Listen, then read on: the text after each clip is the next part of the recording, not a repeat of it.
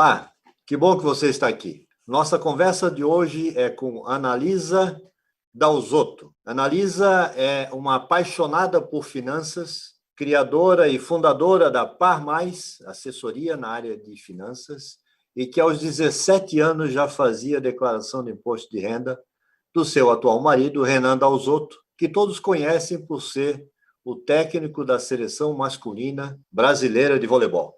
A Annalisa vai nos dar dicas preciosas de como usar o dinheiro como alavancador da nossa vida. Muitos, às vezes, consideram o dinheiro um problema.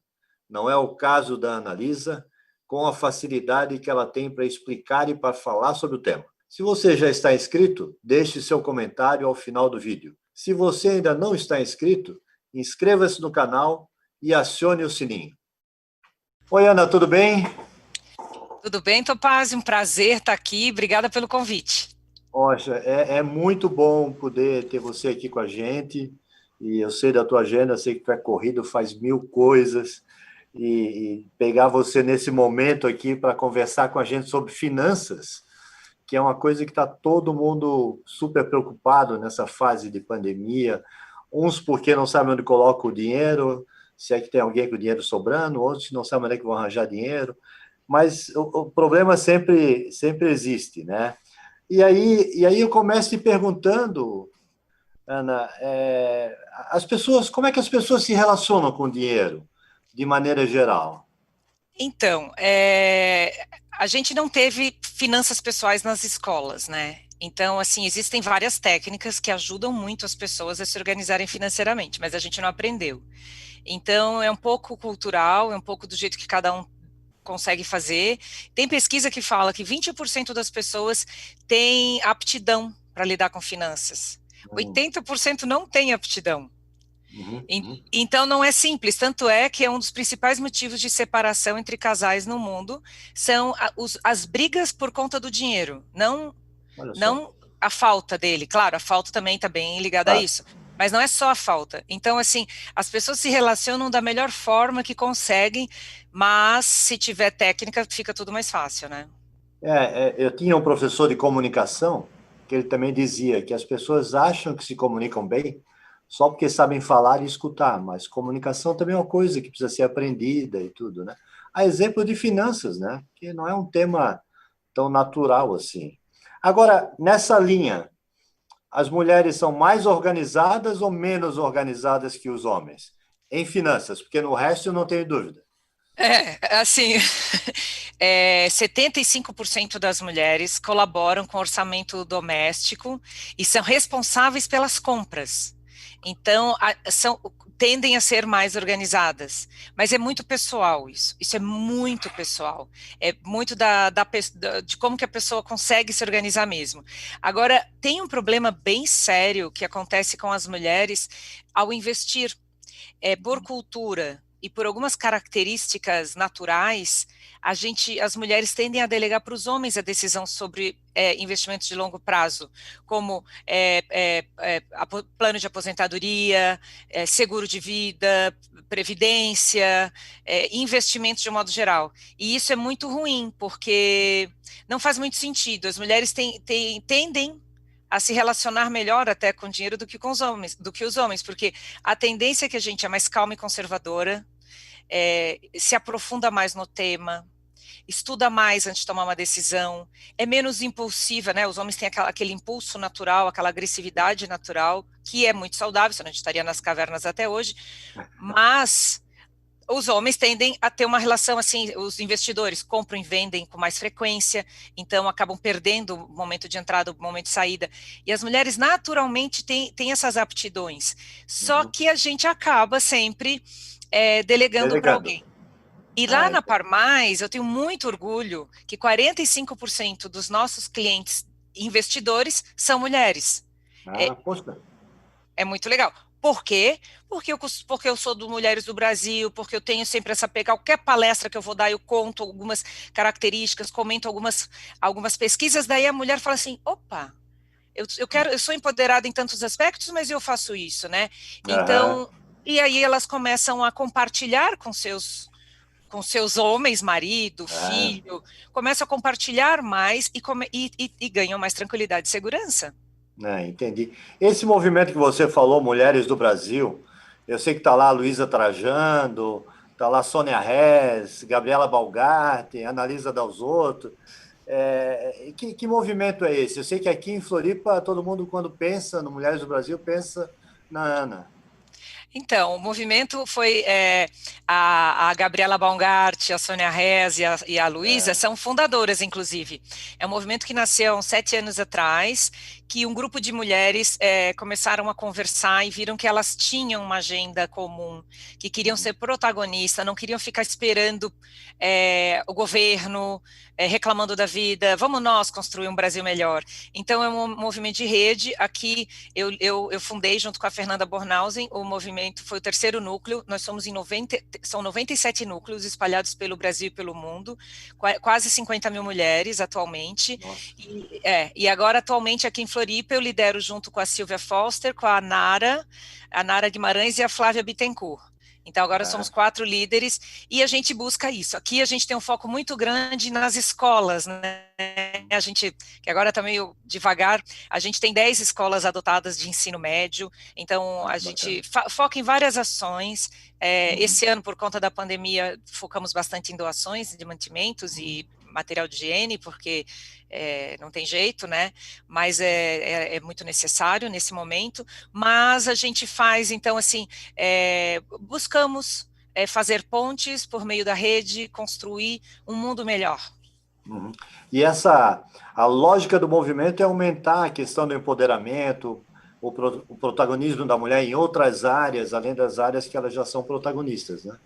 Sem dúvida, porque assim, nós não somos contra os homens, somos a favor das Uhum. mulheres. Como diz a Uhum. Sônia, nós somos 50% da população e mães dos outros 50, Dos outros né? 50. É. Então não é um movimento contra homens, é um movimento de busca da diversidade, de busca da igualdade, de busca nós ali nas escolas, a gente quer ajudar meninos e meninas a se colocarem profissionalmente, a aprenderem sobre, então a gente combate muito a violência contra a mulher, a gente combate racismo, a gente combate aquilo que assim, a gente precisa formar uma Claro. sociedade diversa, uma sociedade saudável, e essa é a nossa luta. Legal. É muito simples. E trabalhar bem o dinheiro acaba sendo uma alavanca desse empoderamento, né? Sem dúvida, sem dúvida. Mulheres vítimas de violência doméstica, muitas delas é porque criou-se também uma relação de dependência. Muitas delas trabalham, têm renda, mas elas são dominadas, né, por conta de uma estrutura machista que a gente vive, né? Então, a gente precisa... a mulher independente financeiramente, ela é livre.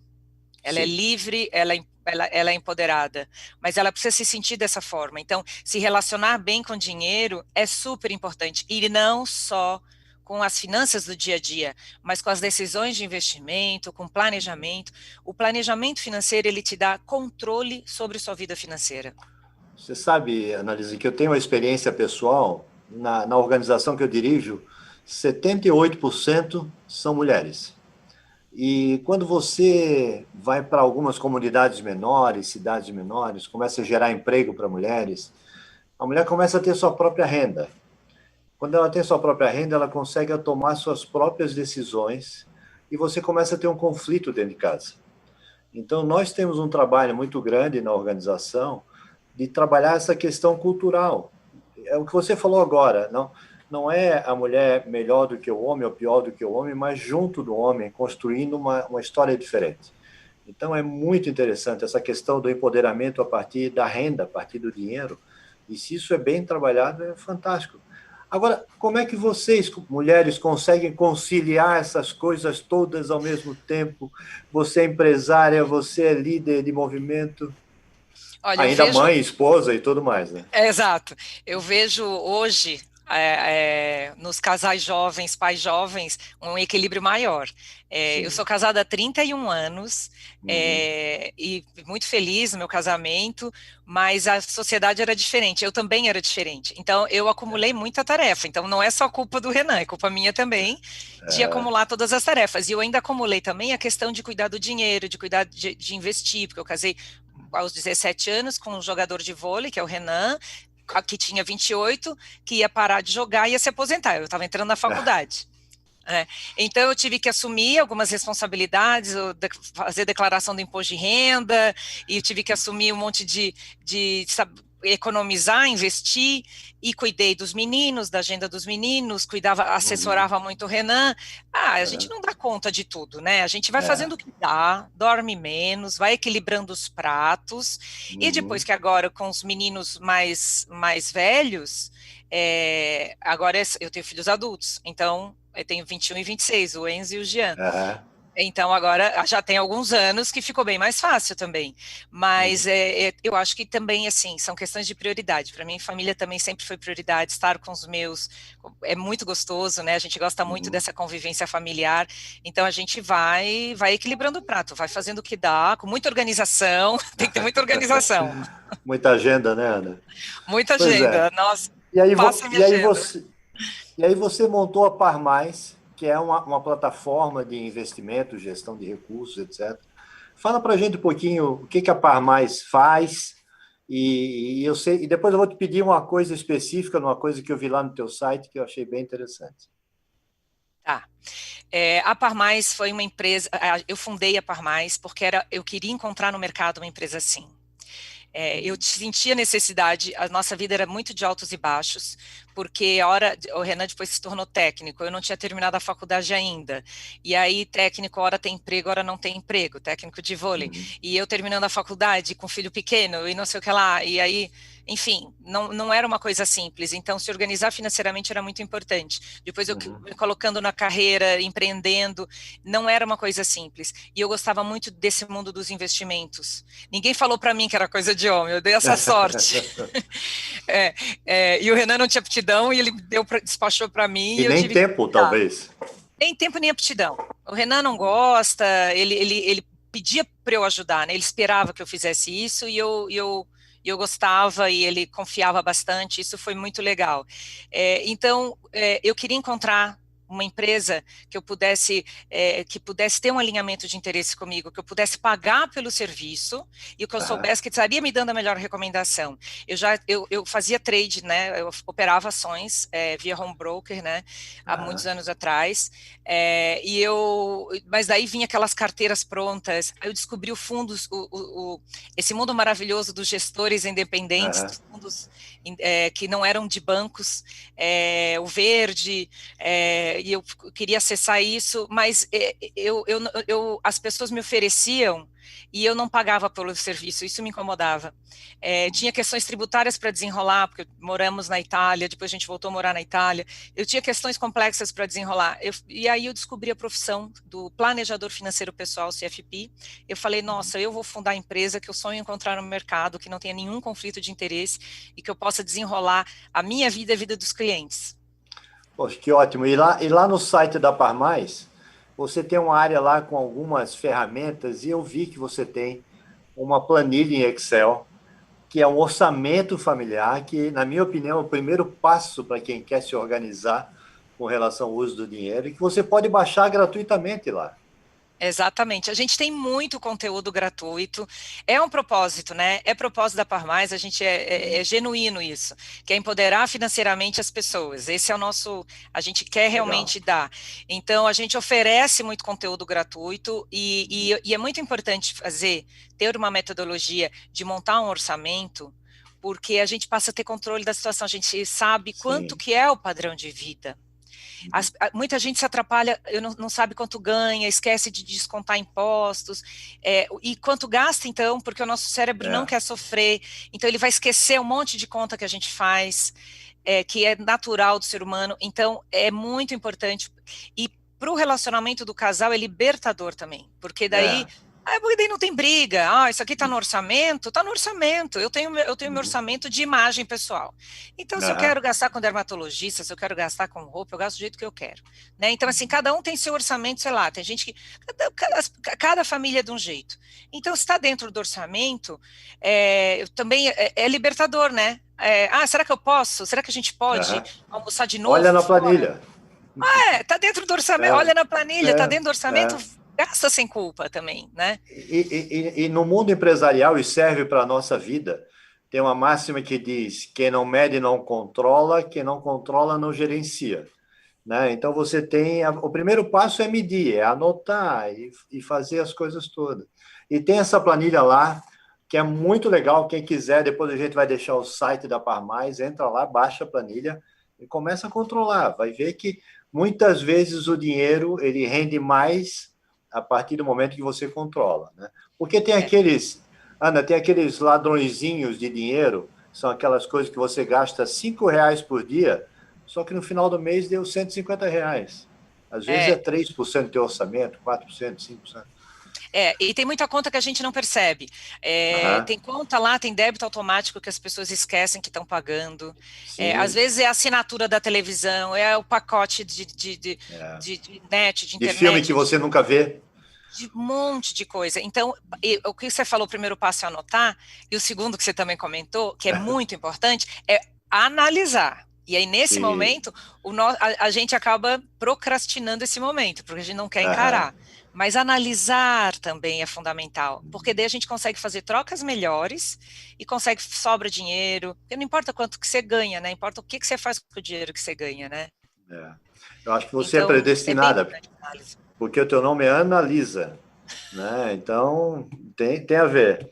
Agora, Ana, querida, nosso papo está muito bacana, mas eu queria te fazer uma última pergunta para a gente encerrar, que eu fiz para um amigo comum, que é o Jurandir Cel, e eu perguntei para o Jurandir se dinheiro traz felicidade. O que a Analisa Dal Zotto me fala sobre isso? Bom, o Jurandir eu admiro muito, né? Um sábio, então fica até difícil eu responder a pergunta que já foi respondida pelo Jurandir. Mas eu acho que até um certo ponto o dinheiro ele é fundamental, ele traz felicidade, porque a gente precisa comer, precisa viver, né? Uma pessoa endividada é sofrida, sofre, briga, se relaciona mal, fica doente. Mas o dinheiro, ele não traz a felicidade, né? Depois de um dado momento. O que traz a felicidade são os momentos vividos, são as escolhas que a gente faz, a forma como a gente leva a nossa vida, o que a gente faz com a vida que a gente tem e tem com saúde. Então, tem alguns pré-requisitos para depois a gente ser feliz, né? Então, saúde, o dinheiro básico, mas é muito mais, o dinheiro é muito mais um veículo, ele deve ser, ele não pode ser o fim, ele é um meio para a gente alcançar os nossos objetivos, mas a felicidade ela é muito mais do que isso. Então, ele não traz, não é suficiente para trazer não felicidade. É só ele que traz, né? Não é só ele que traz. Que bom. Ana, Analisa, muito obrigado pela nossa conversa. Eu acho que a gente podia ficar conversando aqui mais um monte de tempo, mas acho que foi inspirador para quem vai nos assistir e está tentando reorganizar sua vida financeira, que nessa pandemia deu uma confusão geral em todo mundo. Se tu pudesse encerrar esse nosso bate-papo com um conselho para quem, nesse momento, quer parar e recomeçar ou começar a se organizar, o que você diria? Bom, um bom primeiro passo é controlar rendas e despesas. E um outro passo é estudar um pouco sobre finanças pessoais, sobre planejamento financeiro pessoal, saber investir, aprender o básico para poder demandar, para poder fazer as boas escolhas. Certamente vai melhorar a relação com o dinheiro, vai ganhar saúde, tranquilidade e vai ganhar mais alegria, porque vai conseguir atingir seus objetivos de forma mais fácil. Que bom. Ana, obrigado pela oportunidade, pela generosidade de estar aqui comigo, e a gente vai se falando por aí. Eu que agradeço, um prazer enorme. Muito obrigada e parabéns pelo programa. Tá, obrigado. Um abraço. Um abração. Tchau. Tchau. Essa foi Analisa Dal Zotto, que conversou com a gente sobre a forma de gerenciar o dinheiro e utilizar o dinheiro como alavancador das nossas vidas. Entre lá no site da empresa da Analisa, Par Mais, que nós vamos deixar aqui o endereço, e baixe gratuitamente uma planilha de orçamento familiar.